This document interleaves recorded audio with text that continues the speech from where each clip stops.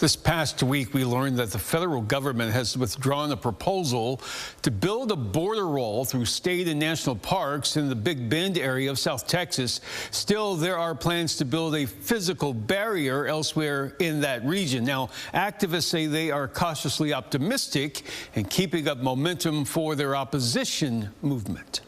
And so any thought of us kind of like the momentum breaking away, people moving away from the movement because they feel that the national park is protected, I think that of all the other sacred sites, archaeological sites, but also land that's been in people's family for generation after generation. And we're such a poor community that for a lot of people, that land is their generational wealth.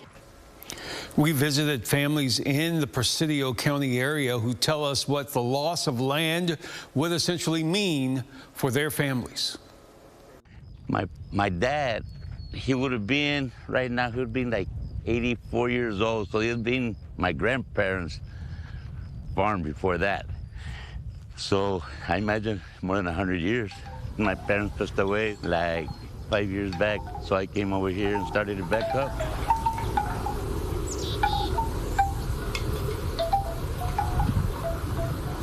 I got laid off during work whenever the whole COVID thing was going on.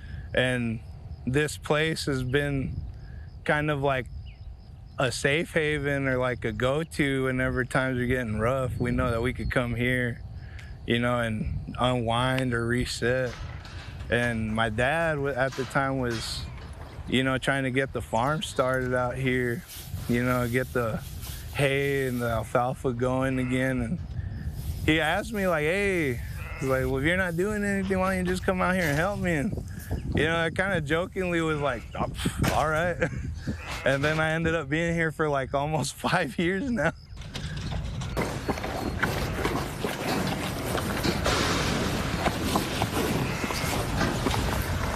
I think everybody kind of just been hearing it through the social media and stuff like that. And now it starts to feel like that kind of, just like that shadow is looming over us of what's gonna happen. Because all we've ever known is that we can be here to make, you know, make a living.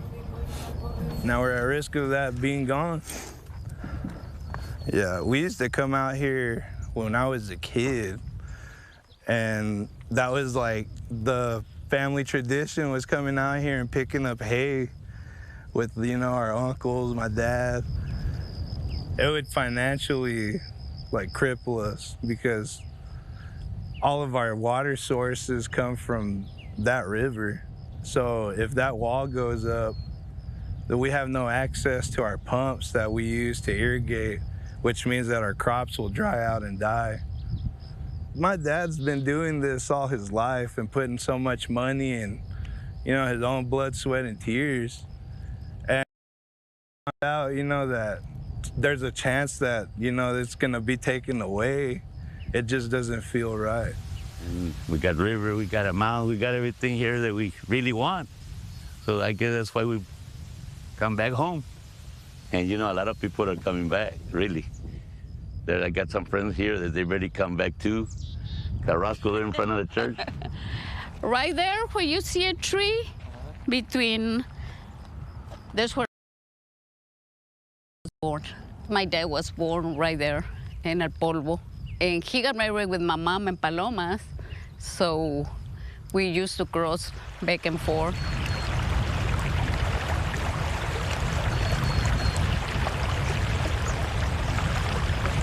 And that's where we met, my husband and I, here in school. We bought this land, and they told us it's all the way to the river. What happened if they do the wall? I don't know how much we'll lose. We have great memories here. Not only my childhood, but my dad, my great-grandfathers, they used to live here, you know? It belonged to us.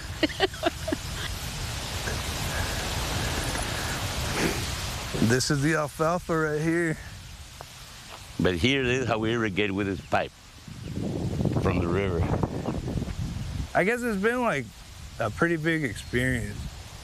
a lot of bumping heads and connecting with each other, but it's made me like grow to love this place even more. My bad. This is our paradise. This is our home. We're gonna fight back for our property.